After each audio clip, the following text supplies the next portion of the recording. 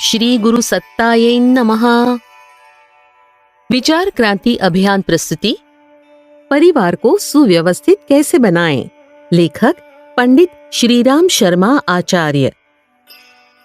पाठ 1 परिवार अर्थात सहकारी परिकर। व्यक्ति और समाज की मध्यवर्ती कड़ी है परिवार।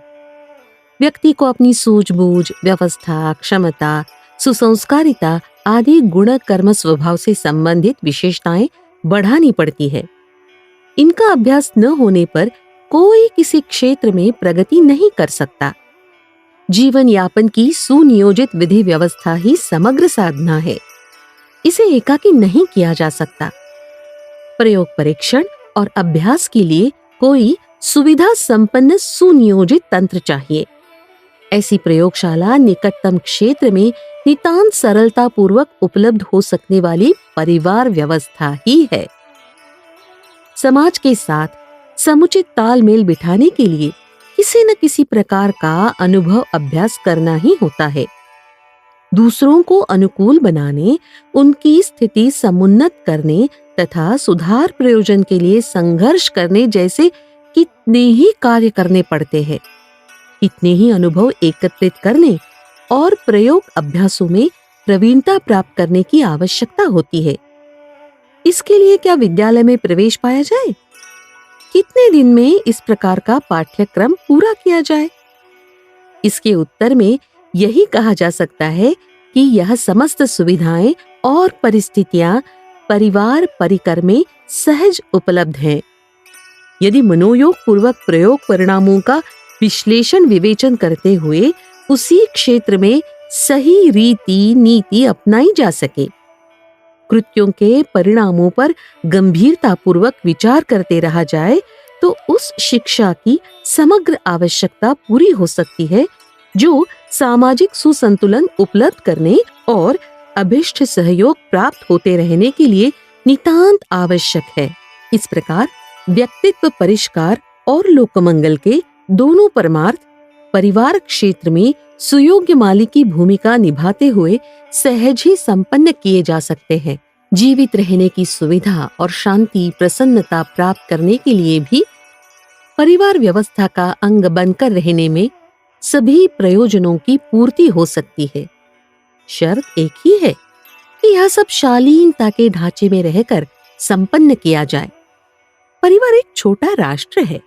उसकी सुरक्षा, सुविधा, सुव्यवस्था एवं सर्वतोमुखी प्रगति के लिए वैसे ही कौशल की आवश्यकता पड़ती है जैसे कि किसी शासनाध्यक्ष को अपने देश को सुखी सुरक्षित रखने के लिए करनी पड़ती है।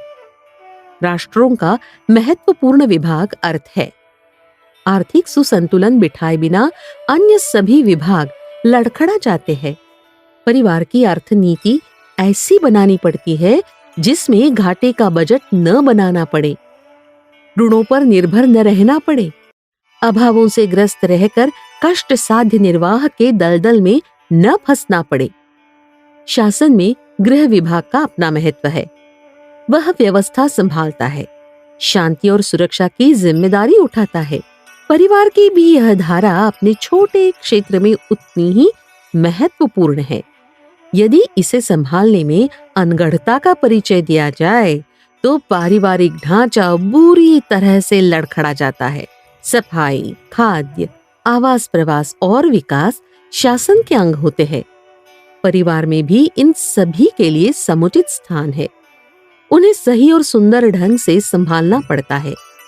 जो कुलपति इस संदर्भ में प्रमाद बरतते हैं, उनके लिए परिवार एक सुविधा और प्रसन्नता का आधार न रहकर नरक बन जाता है। परस्पर टकराता है और संचालक को काटने के लिए दौड़ता है। व्यवस्थापक का दर्जा व्यवसाय से लेकर अन्य क्रियाकलापों में अत्यंत महत्वपूर्ण माना जाता है। गवर्नर की, सुपरिटेंडेंट की, मैनेजर की सूझबूझ पर ही किसी तंत्र की सुव्यवस्था रहती है और प्रगति होती है। परिवार के संबंध में भी ठीक यही बात है। व्यवस्था बुद्धि संचालन में तो होनी ही चाहिए, साथ ही उसे वह विद्या जानने और अपने परिकर में बुद्धिमत्ता पूर्वक उसका प्रयोग करने के लिए सहभागी बनना चाहिए। परिजनों की इच्छा, आवश्यकता, सलाह की निरंतर उपेक्षा करने से वे लोग घुटन और खींच तो अनुभव करते ही हैं, साथ ही अयोग्य असमर्थ बनकर भी रह जाते हैं। परिवार एक सहकारी समिति की तरह चलना चाहिए। साझे की दुकान जैसा उसका संचालन होना चाहिए। कृषकों, बुनकरों आदि का सारा परिवार मिलजुल कर अपनी अपनी योग्यता, क्षमता के अनुरूप काम करने में जुटा रहता है। सभी उस परिकर के साथ आत्मभाव जोड़े रहते हैं, हानि लाभ को निजी समझते हैं। प्रतिष्ठा में सभी सहभागी रहते तभी उस तंत्र का सुसंचालन बन पड़ता है। थोड़े साधनों में भी सहकारी भागीदारी के आधार पर संतोष और प्रसन्नता की स्थिति बनी रहती है। यह सब अनायास ही नहीं हो जाता। इसका वातावरण बनाना और ढर्रा चलाना पड़ता है। समझदारों को इसमें विशेष भूमिका रहती है।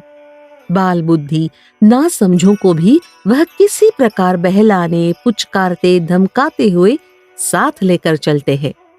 यही अभ्यास निज के साथ जुड़े हुए अंग अवयवों, विचारों, विशेषताओं, विभूतियों के संबंध में भी है।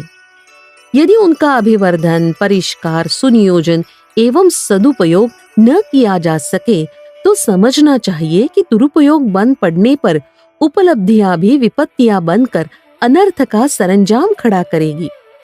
दार्शनिक, सैद्धांतिक, ऐतिहासिक, सामान्य ज्ञान, कला कौशल संबंधी जानकारियां स्कूलों में, पुस्तकालयों में प्राप्त हो सकती है। विचार विनिमय द्वारा भी बहुत कुछ सीखा जाना जाता है, पर सामायिक समस्याओं का व्यावहारिक हल क्या हो सकता है?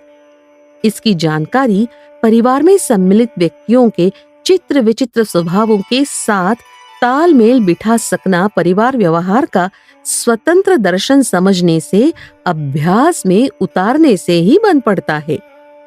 व्यक्तित्व की समग्रता एकाकी जीवन में एकांत में रहकर उपार्जित कर सकना संभव नहीं। इस तरह का एकाकीपन अपनाने वाले प्रायः कल्पना की उड़ानों में उड़ते रहते हैं। संतुलन तो कठिनाइयों से निपटने और सुव्यवस्था के आधार खड़े करने के कौशल से ही बन पड़ता है। इस हेतु ऐसे लोगों का सहचरित्व आवश्यक है जो देर तक साथ रह सके, उनकी क्रिया प्रक्रिया में आने वाले उतार चढ़ावों से किसी सही निष्कर्ष पर पहुंच सकना संभव हो सकता है। इसके लिए परिवार के साथ जुड़कर रहना एक प्रकार से आवश्यक ही समझा जाना चाहिए। अपने चिंतन, चरित्र, व्यक्तित्व, कर्तृत्व का दूसरे पर क्या, कितना, कब तक, कैसा प्रभाव पड़ा, इसकी प्रत्यक्ष प्रतिक्रिया जानने के लिए ऐसे समुदाय के साथ रहना आवश्यक है जो प्रयोग और परिणामों का लेखा जोखा अनवरत रूप से प्रस्तुत करता रहे। इस तरह का अनुभव उन लोगों के माध्यम से संचित नहीं किया जा सकता जो कारणवश थोड़े समय लिए मिलते और वापस चले जाते हैं। अस्थायी संपर्क में आने वाले लोग प्रायः अपना प्रयोजन सिद्ध करने की फिक्र में ही रहते हैं। वे मतलब साधने के लिए चापलूसी भी कर सकते हैं, प्रशंसा की झड़ी भी लगा सकते हैं। साथ ही वह भी संभव है कि वे अंतर का प्रभाव अधिक अनुभव करते हों और लड़ झगड़ा कर डरा देने वाले कदम उठाए। यह सब उनकी सामायिक नीति का अंग हो सकता है।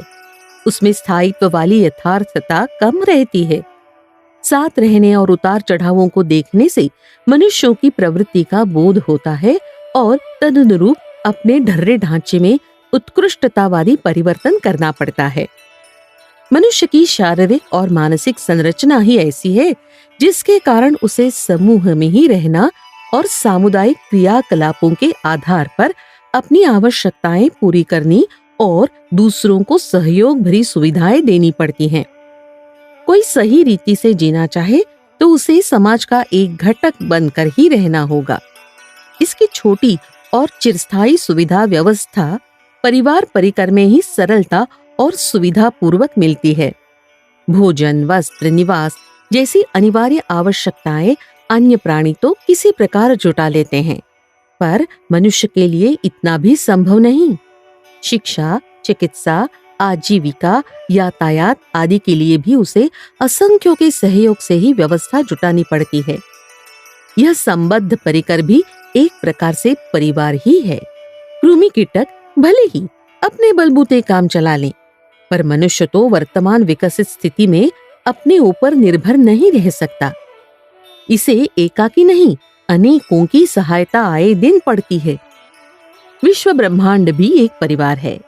ग्रह, नक्षत्र और निहारिकाएं परस्पर एक दूसरे के साथ सुदृढ़ बंधनों में बंधे हुए हैं। तभी अंतरिक्ष में विचरण करने वाले घटक किसी प्रकार अपना अस्तित्व बनाए हुए हैं। अपनी पृथ्वी भी सौर परिवार की एक छोटी सी सदस्य है। पदार्थ जगत की संरचना अणु परमाणुओं के समुच्चय से हुई है। उनकी ऊर्जा और गति ही प्रकृति की सभी हलचलों के लिए उत्तरदायी है। संसार में जो कुछ है और हो रहा है वह मूलतः ऊर्जा तरंगों और परमाणु परिकर का ही क्रियाकलाप है। इस दृश्य जगत को इन्हीं नन्हे घटकों का मिलन एवं आदान प्रदान समझा जाना चाहिए। प्रकृति क्षेत्र की हलचलें किसी विशाल परिवार में चलती रहने वाली बहुमुखी गतिविधियों के समतुल्य ही समझी जानी चाहिए। शरीर यों दिखने में एक सामान्य इकाई दिखता है, पर उसका बारीकी से पर्यवेक्षण पर प्रतीत होता है कि उसकी संरचना अनेक अंग अवयवों से मिलकर हुई है।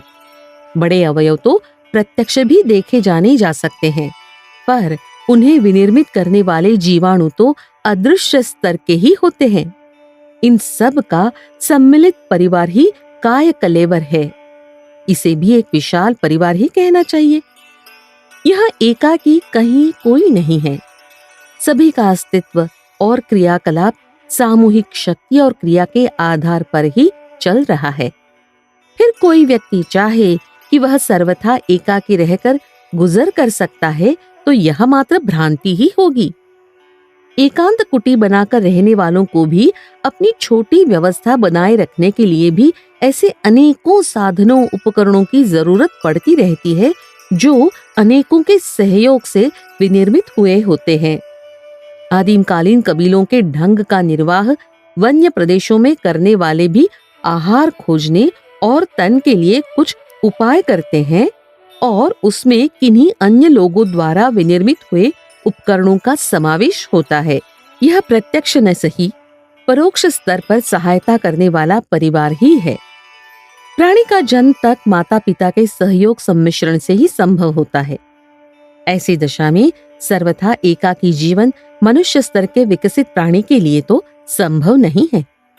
पशु पक्षी भी झुंड बनाकर रहने और साथ साथ चलने उड़ने में ही अपनी भलाई अनुभव करते और वैसे ही आदत डालते हैं।